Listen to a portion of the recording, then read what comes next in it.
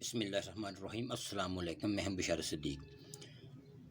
تحریک انصاف اور فیض حمید۔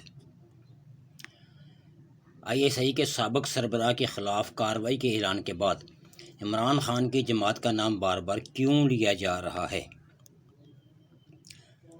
پاکستان کی فوج کی جانب سے ملک کے خفیہ ادارے ISI کے سابق سربراہ لیفٹیننٹ جنرل ریٹائرڈ فیض حمید کی فوجی تحویل اور ان کے خلاف فیلڈ جنرل کورٹ مارشل کی کارروائی شروع کیے جانے کے بیان نے ملک کی سیاست میں ہلچل پیدا کر دی ہے۔ پیر کو ISPR کی جانب سے جاری بیان میں سپریم کورٹ آف پاکستان کے احکامات کی تعمیل کرتے ہوئے فیض حمید کے خلاف ایک تفصیلی کورٹ آف انکوائری کے نتیجے میں پاکستان آرمی ایکٹ کی دفعات کے تحت فیض حمید کے خلاف مناسب تعدیبی کارروائی شروع کرنے اور فیض حمید کے ریٹائرمنٹ کے بعد پاکستان آرمی ایکٹ کی خلاف ورزی کی بات کی گئی۔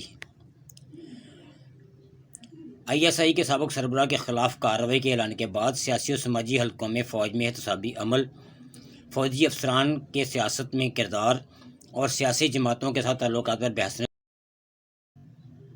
اگرچہ ISPR کے بیان میں کسی سیاسی جماعت یا سیاستدان کا ذکر تو نہیں کیا گیا، مگر یہ بیان سامنے آنے کے بعد متعدد صحافی اور تجزیہ کار ٹی وی چینلز پر اپنے تجزیوں میں سابق وزیر اعظم عمران خان کی جماعت اور lieutenant general retired Faiz Hameed کے قریبی تعلقات کا ذکر بھی کرتے دکھائی دیتے ہیں۔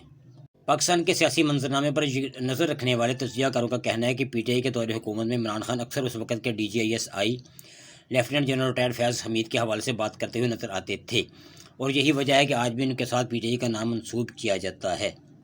عمران خان کے دور اقتدار کے آخری چند ماہ کے دوران DG ISI کی تبدیلی سے متعلق معاملے پر فوج اور ان کی حکومت کے تعلقات میں تلخیاں پیدا ہونے کی خبریں بھی سامنے آئی تھیں۔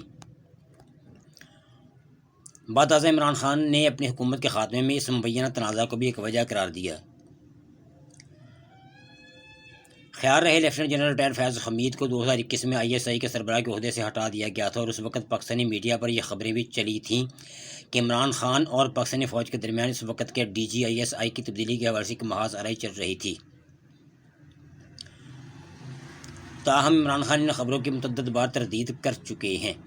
مئی 2022 میں ایک انٹرویو کے دوران سابق وزیر اعظم نے کہا تھا کہ جنرل فیض حمید ISI چیف کا وزیر اعظم سے براہ راست تعلق ہوتا ہے۔ میں تو کسی اور فوجی کو جانتا نہیں تھا، میں تو کسی اور جنرل کو نہیں جانتا تھا۔ ان کا مزید کہنا تھا کہ وہ کسی کو فوج کا سربراہ نہیں بنانا چاہتے تھے۔ انہوں نے اس متعلق ایک بیان میں کہا تھا کہ ہم چاہتے ہیں کہ ملک کے ادارے مضبوط ہوں، تو میرے ذہن میں فوج کے سربراہ کی تعیناتی کے متعلق کبھی کوئی خیال نہیں آیا۔ اس سے قبل جولائی 2018 میں راولپنڈی ڈسٹرکٹ بار ایسوسی ایشن کے اجلاس میں ایک تقریب کے دوران اسلام آباد ہائی کورٹ کے سابق جج نے الزام عائد کیا تھا کہ ISI ان پر عمران خان کے مخالفین کے خلاف فیصلے دینے کے لیے دباؤ ڈال رہی ہے۔ تاہم فیض حمید نے سابق جج کے خلاف سپریم جوڈیشل کونسل کی کارروائی میں اپنا جواب جمع کرواتے ہوئے ان الزامات کی تردید کی تھی۔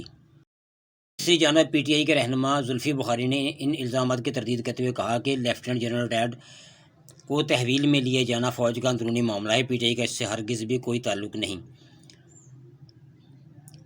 امریکہ میں واقع کنسلٹنگ فرم دا ایشیا گروپ کے پرنسپل عزیز یونس کہتے ہیں کہ فیض حمید طاقت کے اس ڈھانچے کا حصہ تھے جسے عمران خان کو اقتدار میں رکھنے کی ذمہ داری سونپی گئی تھی، اور عمران خان ان پر خود بھی کافی بھروسہ کرتے تھے۔ تجزیہ کاروں اور سیاستدانوں کے خیال میں ISPR کے بیان میں موجود ایک سطر پر خصوصی توجہ دینے کی ضرورت ہے۔ ان کا اشارہ اس سطر کی طرف ہے۔ ریٹائرمنٹ کے بعد پاکستان آرمی ایکٹ کی خلاف ورزی متعدد واقعات بھی سامنے آئے ہیں۔ دفاعی تجزیہ کار بریگیڈیئر حارث نواز کہتے ہیں کہ پاکستان آرمی ایکٹ 1952 میں صاف تحریر کیا گیا ہے کہ فوج کا کوئی بھی افسر ریٹائرمنٹ کے 2 برس تک کسی سیاسی سرگرمی میں حصہ نہیں لے سکتا۔ بریگیڈیئر صاحب کہتے ہیں کہ فوج نے اپنے بیان میں field general court marshal K عمل کو شروع کرنے کی بات کی ہے، اور یہ اس وقت ہوتا ہے جب کسی کے خلاف انکوائری ہو چکی ہے اور فوج کے پاس ثبوت موجود ہیں۔ ملتے ہیں اگلے ولاگ میں، تب تک کے لیے خدا حافظ۔ چینل کو سبسکرائب